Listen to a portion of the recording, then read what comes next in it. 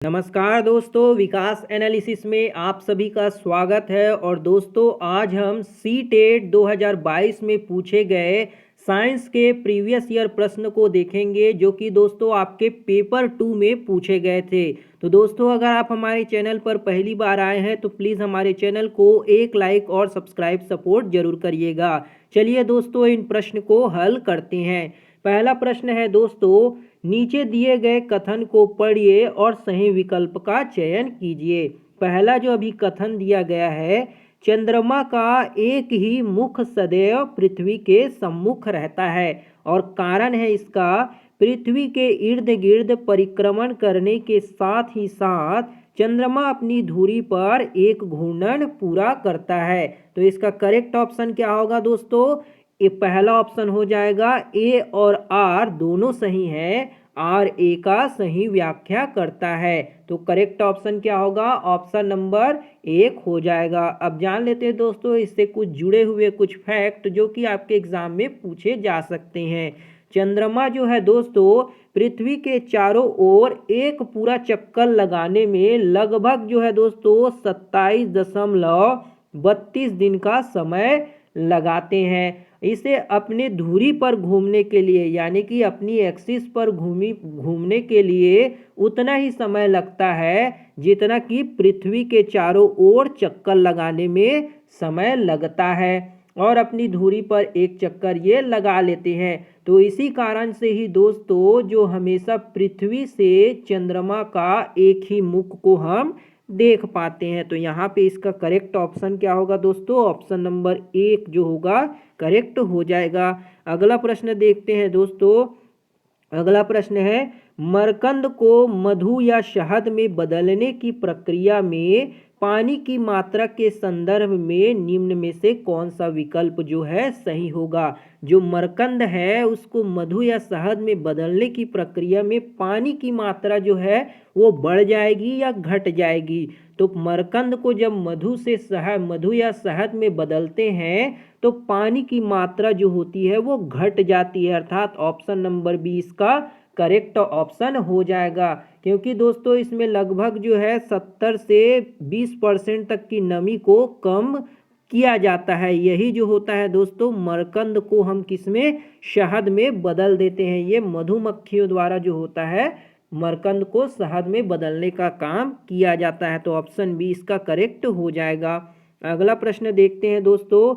मछलियों के शरीर की सतह को सूक्ष्म जीवों से होने वाले क्षय से किस चीज की उपस्थिति में रक्षा करते हैं? जो मछली के शरीर की सतह को सूक्ष्म जीव से होने वाले जो भी क्षय है उनसे कौन रक्षा करता है? तो वो होगा दोस्तों श्लेष्मा झिल्ली की जो परत होती है ये मछलियों के शरीर को सूक्ष्म जीव से उनकी रक्षा करते हैं, अर्थात ऑप्शन नंबर बी जो होगा इसका करेक्ट हो जाएगा। लेकिन अगर दोस्तों अगर आपसे ये पूछा जाता कि मछलियों के बाहरी आघात से कौन रक्षा करती है तो उसके सल्क जो होते हैं वो बाहरी आघातों से रक्षा करती है। ऑप्शन नंबर ए इसका करेक्ट होता है। लेकिन यहाँ पे सूक्ष्म जीव से पूछा है तो ऑप्शन नंबर 20 का करेक्ट हो जाएगा। अगला प्रश्न देखते हैं दोस्तों। अगला प्रश्न हमारा यहाँ पे दिया गया है। क्या है अगला प्रश्न? नीचे दिए गए कथनों को पढ़िए। नीचे दिए गए जो कथन है उनको पढ़िए और सही विकल्प का चयन हमको करना है। तो यहाँ पे पहला भी कथन दिया गया है, शेर घास नहीं खाता है। जो शेर होते हैं वो घास तो खाते नहीं है। दूसरा कारण दिया गया, उसका कारण है बहुत से पशु सेलुलोज का पाचन जो है नहीं कर पाते। तो सही बात है कि बहुत से जो पशु होते हैं वो सेलुलोज का पाचन नहीं कर पाते। जो शाकाहारी होंगे वही सेलुलोज का पाचन कर पाएंगे और जो मांसाहारी होंगे उनके आंत में तो सेलुलोज को पाचन करने के लिए एंजाइम होते ही नहीं है, तो वो सेलुलोज का पाचन नहीं कर पाएंगे। तो ऑप्शन नंबर ए जो होगा दोस्तों इसका करेक्ट ऑप्शन हो जाएगा। अब दोस्तों यहाँ पे एक और प्रश्न पूछा जा सकता है कि जो शाकाहारी होते हैं पशु या जीव जंतु उनकी जो छोटी आंत होती है वो बड़ी होती है या फिर छोटी? ये प्रश्न जो है दोस्तों अक्सर पूछा जाता है। तो इसका करेक्ट ऑप्शन क्या हो जाएगा दोस्तों? इसका करेक्ट आंसर होगा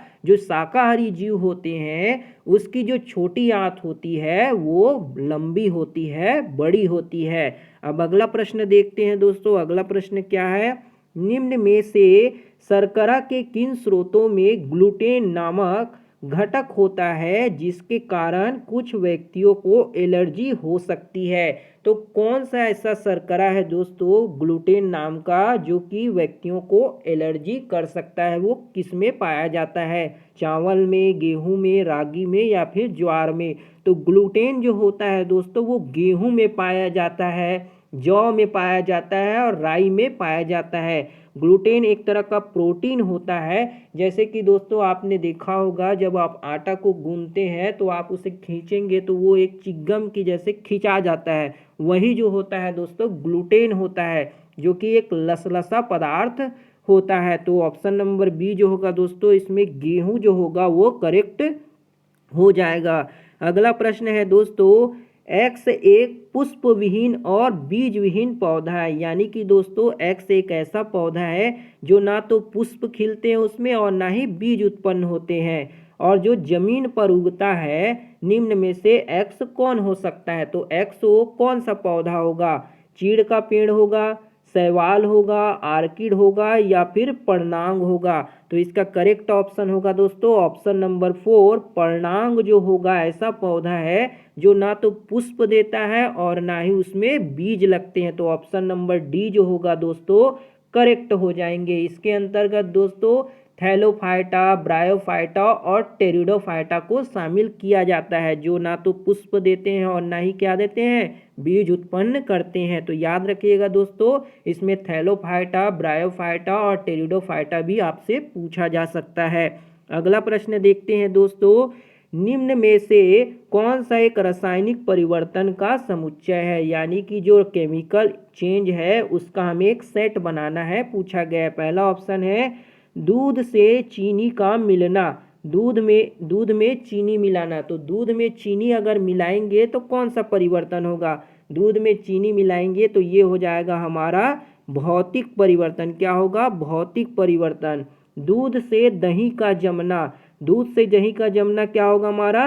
रासायनिक परिवर्तन हो जाएगा। तो ये ऑप्शन तो सही होगा। उसी तरह अगला ऑप्शन है दूध से पनीर का बनना, तो दूध से पनीर का बनना ये भी क्या होगा? ये भी केमिकल चेंज होगा, यानी कि रासायनिक परिवर्तन हो जाएगा। लेकिन चौथा ऑप्शन है दही से लस्सी बनना, दही से लस्सी बनना ये हमारा रासायनिक परिवर्तन नहीं होगा। तो ऑप्शन नंबर जो 2 है यानी कि बी और सी जो होगा दोस्तों करेक्ट हो जाएगा।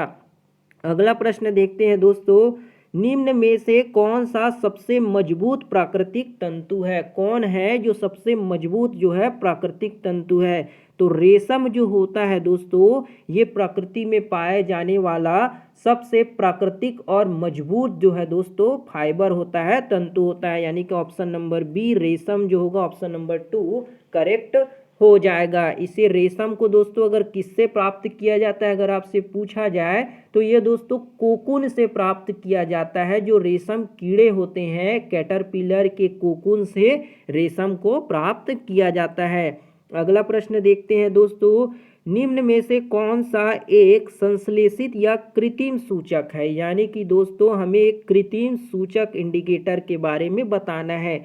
हल्दी का घोल, हल्दी का घोल जो होता है दोस्तों ये एक प्राकृतिक सूचक है। लिटमस का घोल ये भी क्या होगा दोस्तों? ये भी आपका प्राकृतिक सूचक हो जाएगा। लेकिन जो मिथाइल ऑरेंज होते हैं ये हमारे कृत्रिम सूचक होते हैं। ऑप्शन नंबर सी इसका करेक्ट होगा। इसके अलावा दोस्तों और भी कृत्रिम सूचक जैसे कि फिनोप्थिलीन भी क्या होते हैं? ये भी आपके संश्लेषित सूचक होते हैं। तो ऑप्शन नंबर सी जो ऑप्शन नंबर 3 जो होगा दोस्तों इसका करेक्ट हो जाएगा। अगला प्रश्न देखते हैं दोस्तों। अगला प्रश्न है, अदिति अपने मित्र को एक गुप्त संदेश भेजना चाहती है। अदिति कोई लड़की है जो अपने मित्र को एक गुप्त संदेश भेजना चाहती है। उसने अपने मित्र को एक पत्र दिया जिसमें कुछ भी लिखा हुआ दिखाई नहीं दे रहा था।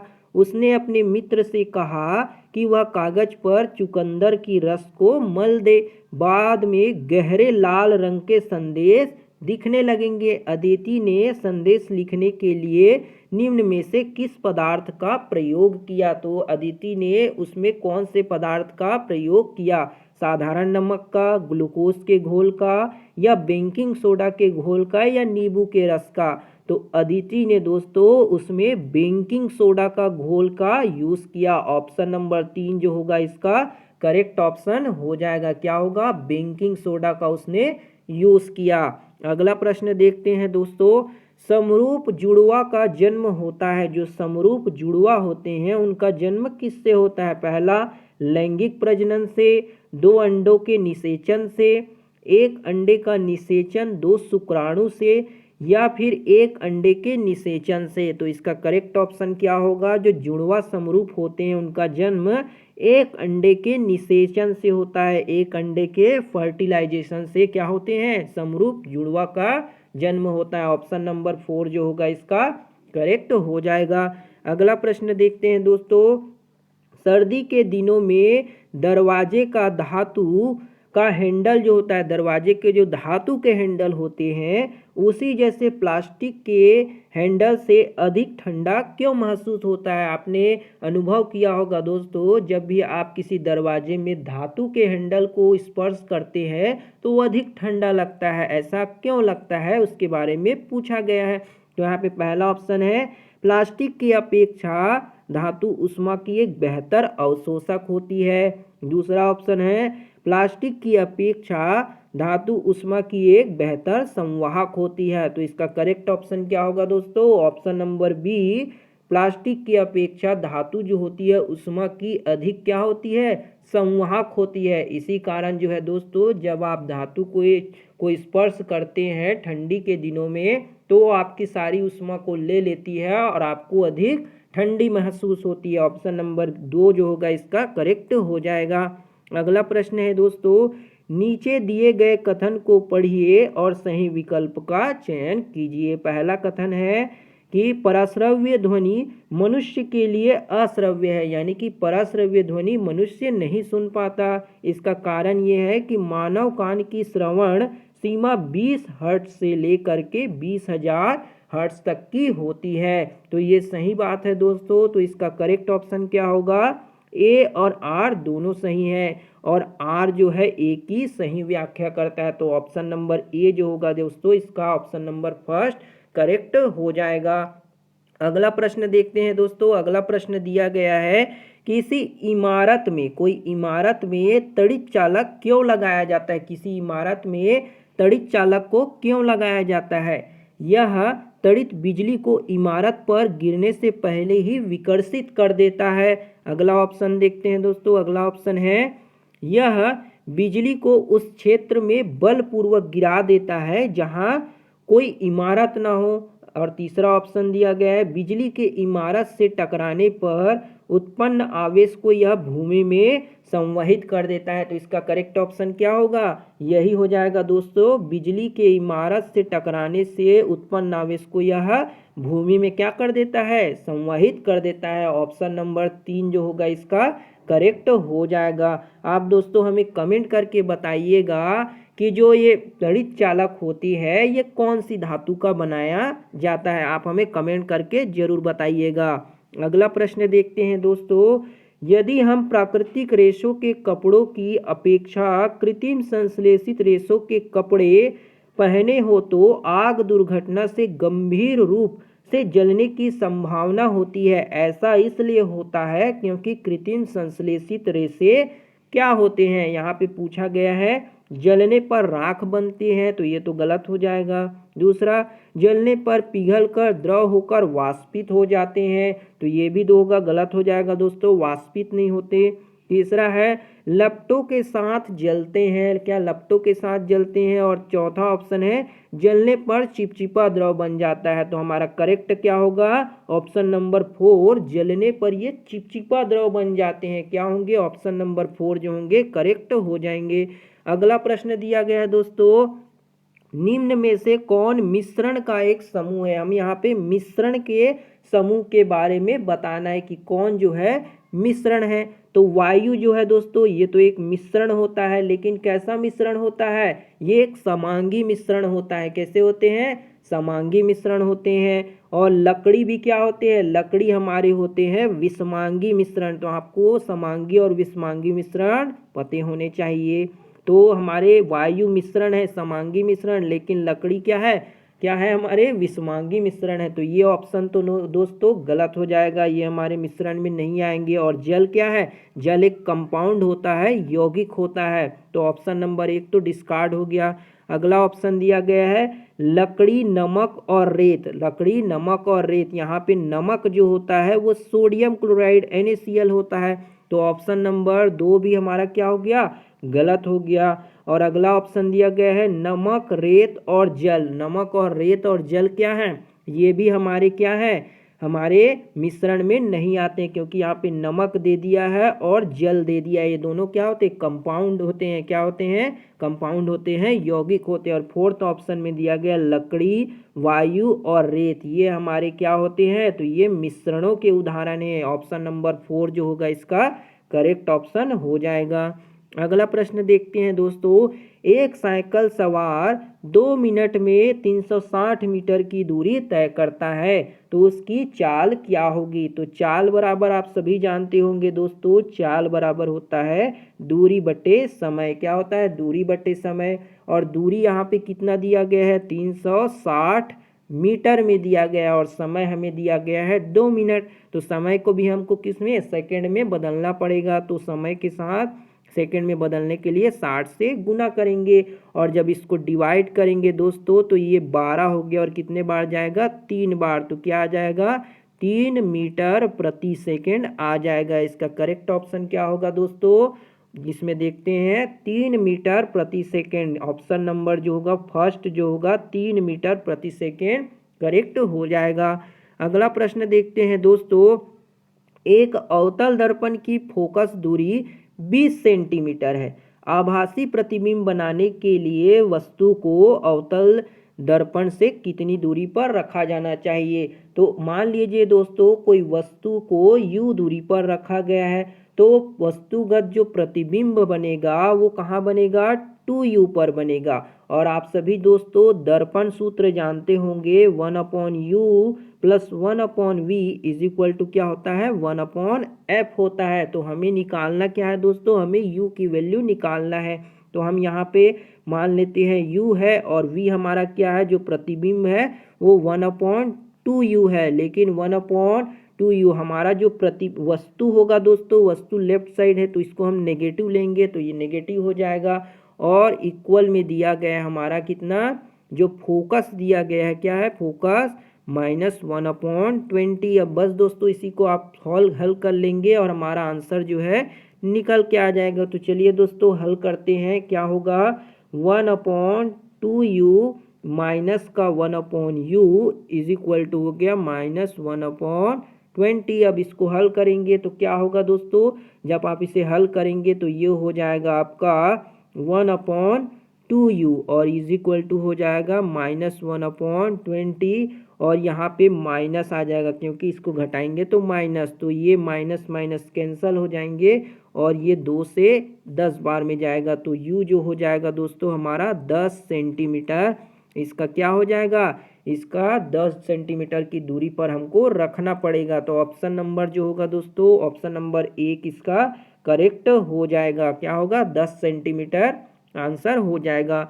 अगला प्रश्न देखते हैं दोस्तों। जब एक दंड चुंबक लोहे के बुरादे के समीप लाई जाती है, तो लोहे का बुरादा अधिकांशतः किस भाग पर चिपकता है। जब आप एक चुंबक को लाएंगे, दंड चुंबक को, ये इसका नॉर्थ पोल हो गया और साउथ पोल, जब इस पर लोहे के बुरादे को लाएंगे तो कौन से भाग में, क्या बीच वाले भाग में, मध्य भाग में, कि इसके किनारे भाग में ज़्यादा आकर्षित होगा। तो इसका करेक्ट ऑप्शन क्या होगा दोस्तों, इसका करेक्ट ऑप्शन हो जाएगा कि वह दोनों किनारों पर ज़्यादा चिपकेगा। कहाँ, दोनों किनारों पर ज़्यादा आकर्षित होगा। ऑप्शन नंबर 4 जो होगा इसका करेक्ट हो जाएगा। अगला प्रश्न देखते हैं। A, B, C और D निम्न 4 माध्यमों को निरूपित करता है। आपको 4 माध्यम दिए गए हैं, A, B, C और D। पहला माध्यम है A, वायु, दूसरा है जल, और आगे देखते हैं दोस्तों, पहला जो था, और तीसरा है लोहे की छड़, और चौथा है D, निर्वात। ऊपर दिए गए किन माध्यमों में ध्वनि की गति न्यूनतम और अधिकतम होगी। तो आप सभी जानते होंगे दोस्तों, ध्वनि की जो गति होती है वो न्यूनतम किस में होती है, वो होती है निर्वात में। किस में होती है? निर्वात में, यानी कि वैक्यूम में, निर्वात में कम होती है। और अधिकतम किस में होगी? लोहे की छड़ में होगी। अर्थात बी और सी जो होगा आपका करेक्ट हो जाएगा। क्या होगा दोस्तों? जिसमें लोहे की गति जो होगी निर्वात में कम होगा और जो लोहे की छड़ होगी उसमें सबसे ज़्यादा होगा। तो ऑप्शन नंबर बी जो होगा आपका करेक्ट हो जाएगा। अगला प्रश्न देखते हैं दोस्तों। अगला प्रश्न क्या है? शिक्षक ने एक पत्ती को परख नली में रखा। शिक्षक ने एक पत्ती को क्या किया? कोई पत्ती है, एक लीफ को परख नली में रखा और उसमें स्प्रिट एल्कोहल डाला। अब उन्होंने परख नली को तब तक गर्म किया जब तक उससे सारा हरा रंग बाहर नहीं निकल गया और फिर उन्होंने पत्ती को बाहर निकाला और उस पर आयोडीन का विलयन को डाला। छात्र निम्न में से कथन अपनी कॉपी में लिख रहा है और छात्र क्या है? उस कथन को लिख रहा है। तो क्या प्रयोग कर रहे हैं उसके बारे में पूछा गया। पहला है पत्ती का रंग नीला काला हो गया और दूसरा है पत्ती में स्टार्च है। निम्न में से कौन सा कथन सही है उसके बारे में पूछा गया है। तो पहला जो है दोस्तों पत्ती का रंग नीला काला हो गया, ये हमारा क्या है? ये हमारा प्रेक्षण है। क्या है हमारा? ये प्रेक्षण हो जाएगा। और बी उसका क्या है? निष्कर्ष है कि हमें पता चल गया कि नीला काला होने से पत्ती में स्टार्च की मात्रा उपलब्ध है। तो ऑप्शन नंबर ए जो होगा इसका करेक्ट हो जाएगा। अगला प्रश्न देखते हैं। निम्न में से क्या विद्यालय में विज्ञान मेला आयोजित करने का उपयुक्त उद्देश्य है? यहाँ पे दोस्तों साइंस पेडागोजी के प्रश्न आ गए हैं जिसमें पूछा गया है कि विज्ञान का मेला जो है स्कूल में आप लगाते हैं तो उसका क्या उद्देश्य है?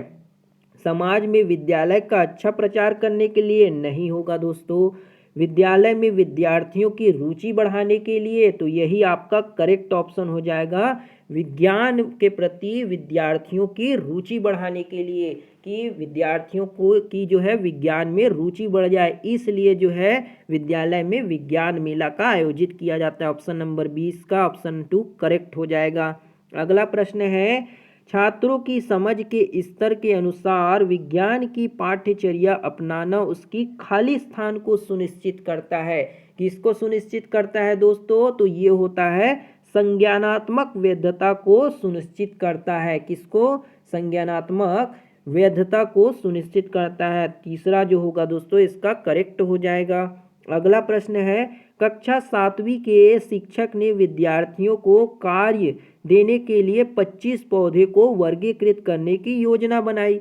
निम्न में से कौन सी योजना जात आधारित शिक्षक को सर्वाधिक प्रोत्साहित करती है? इसके बारे में पूछा गया है। पहला ऑप्शन है, शिक्षक ने वैज्ञानिक वर्गीकरण प्रणाली को समझाया और दर्शाया। अगला ऑप्शन देखते हैं दोस्तों। अगला ऑप्शन दिया गया है, शिक्षक ने छात्रों को वर्गीकरण के नियम समझाए और उन्हें पौधों का वर्गीकरण करने को कहा।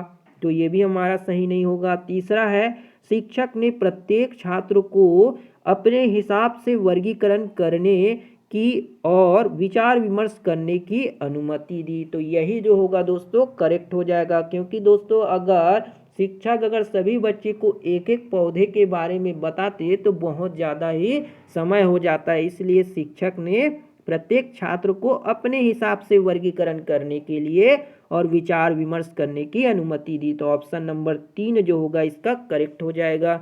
अगला प्रश्न है, नीचे दिए गए कथन को पढ़िए और सही विकल्प का चयन कीजिए। नीचे जो कथन दिए गए हैं उनको पढ़ना है और सही विकल्प का हमें चयन करना है। विज्ञान की पाठ्य पुस्तकों में ऐतिहासिक घटनाओं को सम्मिलित करना चाहिए और इसका कारण ये है कि विज्ञान की पूर्ण समझ के विकास के लिए विज्ञान की अवधारणाओं के ऐतिहासिक विकास की समझना महत्वपूर्ण है। तो इसका करेक्ट ऑप्शन क्या होगा दोस्तों? इसका करेक्ट ऑप्शन हो जाएगा ए और आर जो है दोनों सही बोल रहे हैं। कौन है? ए और आर दोनों सही है और आर जो है ए की स्पष्ट या सही व्याख्या करता है। ऑप्शन नंबर 2 जो होगा इसका करेक्ट हो जाएगा।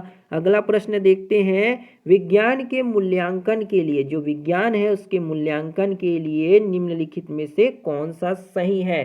तो क्या होगा? वस्तुनिष्ठता और समतुल्यता के लिए सभी विद्यार्थियों को एक ही प्रकार की कार्य देना चाहिए। दूसरा है उत्तरों के मूल्यांकन में सही वैज्ञानिक शब्दावली का उपयोग एकमात्र मापदंड होना चाहिए। तीसरा है विद्यार्थियों को अपने उत्तरों के लिए दिया गया तर्क मूल्यांकन का एक आधार होना चाहिए। तो इसका करेक्ट ऑप्शन क्या होगा दोस्तों? ऑप्शन नंबर जो सी है को उनके मूल्यांकन के आधार पर दिया जाना चाहिए। ऑप्शन नंबर 4 जो होगा करेक्ट हो जाएगा। अगला प्रश्न देखते हैं, निम्नलिखित में से कौन से कथन विज्ञान की प्रकृति का वर्णन करते हैं? पहला है वैज्ञानिक ज्ञान अस्थायी है, वैज्ञानिक व्याख्याएं खंडन योग्य होती है। तीसरा ऑप्शन है यह अपने आसपास की दुनिया की व्याख्या करने का एक प्रयास होता है। और फोर्थ ऑप्शन है यह ज्ञान का परम भंडार होता है। तो इसके करेक्ट ऑप्शन जो होंगे दोस्तों तीनों हो जाएंगे, पहला ए, बी और सी। लेकिन जो फोर्थ ऑप्शन है कि यह ज्ञान का भंडार होता है, ये गलत हो जाएंगे, अर्थात ऑप्शन नंबर 1 जो होगा इसका करेक्ट हो जाएगा। अगला प्रश्न देखते हैं दोस्तों। अगला प्रश्न क्या है, माध्यमिक विद्यालयों में विज्ञान की, जो माध्यमिक विद्यालय है में विज्ञान की शिक्षण अधिगम प्रक्रिया को बेहतर बनाने के उद्देश्य से 1970 के पूर्वार्ध में निम्न में से किसे सूक्ष्म स्तर में सम्मिलित किया गया? तो ये जो था दोस्तों होशंगाबाद विज्ञान शिक्षण कार्यक्रम को सम्मिलित किया गया था 1970 में, किसके लिए? शिक्षण अधिगम को बेहतर बनाने के उद्देश्य से। तो ऑप्शन नंबर 1 जो होगा इसका करेक्ट हो जाएगा।